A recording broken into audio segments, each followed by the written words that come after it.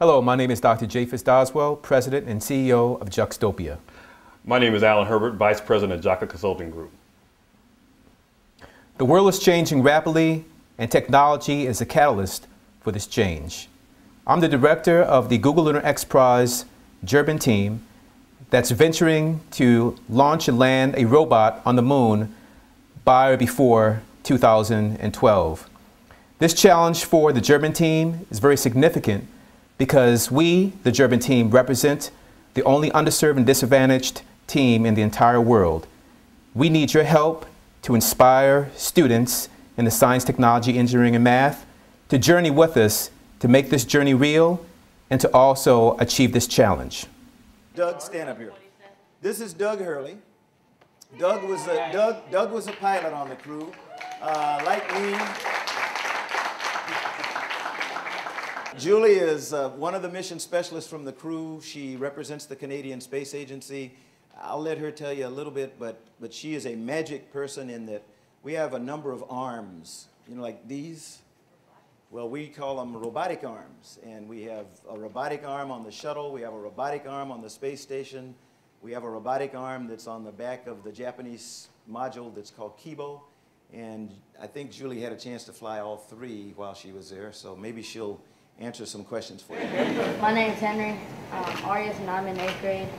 Do any of you guys ever miss being in space?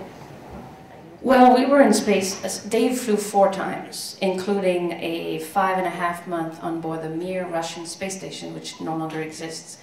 Doug was on his first flight, I was on my second, and it is completely and utterly addictive to go to space because you get to float in weightlessness, you get to work on really cool technology with fine people, and you get to see the planet from above. So the answer is yes, all the time, and that's why we work hard to go back.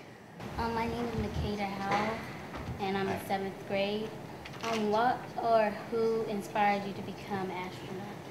Just wanted to say that do not ever underestimate the power of inspiration that exploration in a space program can have on people, because I am Canadian.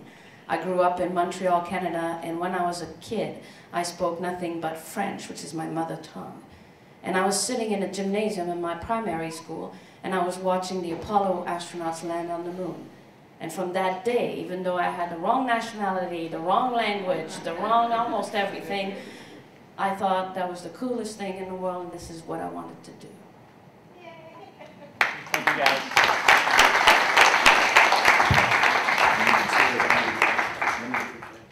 And that is, what is commercial space? This is an issue that we and NASA deal with every day now, because commercial, you know, the beauty, as old people say, beauty is in the eye of the beholder. So while commercial space may mean something to some people sitting here on the front row, it may mean a totally different thing to people on the second row, and it may mean 4 different things depending on what the different experts up here say. So you need to think about what we're talking about when we talk about commercial space. At NASA, the commercial space project with the highest visibility today is called the Commercial Orbital Space Transportation System, or COTS, C-O-T-S. NASA's COTS is applying funds to stimulate efforts to develop the ability of private companies to fly cargo and potentially crew to the International Space Station, as well as future low Earth orbit destinations. It's our hope that this initiative will grow jobs in engineering, design, and research, and it will spur economic growth as capabilities for new markets are created. We believe that competition for a new wave of space systems, designed and built by a new generation of space entrepreneurs, can strengthen America and grow jobs for the nation. There's no reason that African Americans or Hispanics or Native Americans or any other minority group can't find their place in this new competition as well. And I think that's what Congresswoman Edwards was talking about earlier today. We believe that development of commercial space is the great future frontier of American economic growth. It offers to African Americans, Hispanics, Native Americans, and other minorities, people who are risk takers, men and women with ideas and the courage to pursue them, a place at the table, not just at NASA, but also on the space frontier. One of my jobs as the NASA administrator is to welcome these new ideas and find ways to take advantage of this entrepreneurial spirit. That spirit of risk bringing rewards, of creativity and innovation, is the spirit that America will need now more than ever to strengthen our economy and remain competitive in the global marketplace. You've just witnessed a passionate speech by the new administrator, Charles Bolden, who said how important STEM was, as well as entrepreneurship for our community. As you can see, the president right now is very serious about the private sector and the new space industry being involved with the space race.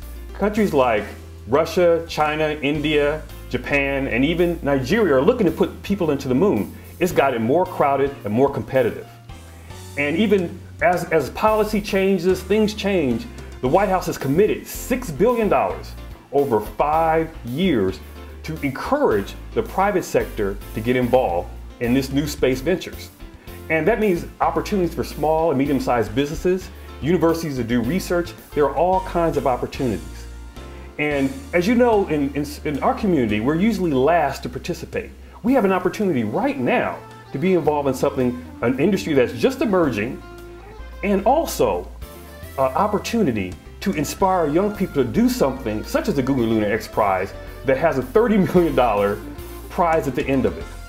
So what we're saying, how can you be involved? What we're saying is go to our website, go there, donate, see other ways you could participate with us. We need engineers, technologists. We need people who aren't even engineers, people who know how to do fundraising, who know how to do a market analysis, who know how to do all types of different things. Grant writing, we need all types of people to help us. So what I would ask you to do, go to our website, take a look and see how you can participate. Because we can go to the moon, and I know we can, but we have to do it together as a team. If not, it's going to be very difficult for us. So what I would say, give us a call. You have the information there, but we'll send to you, but talk to us. We really need you to participate. This is a venture. So many people say that this is impossible, but as you can see what happened last year, the impossible happened. And we can still make the impossible happen when we get to put a robot on the moon. So please participate with us. Thank you. I grew up in Montreal, Canada, and when I was a kid, I spoke nothing but French, which is my mother tongue. And I was sitting in a gymnasium in my primary school, and I was watching the Apollo astronauts land on the moon.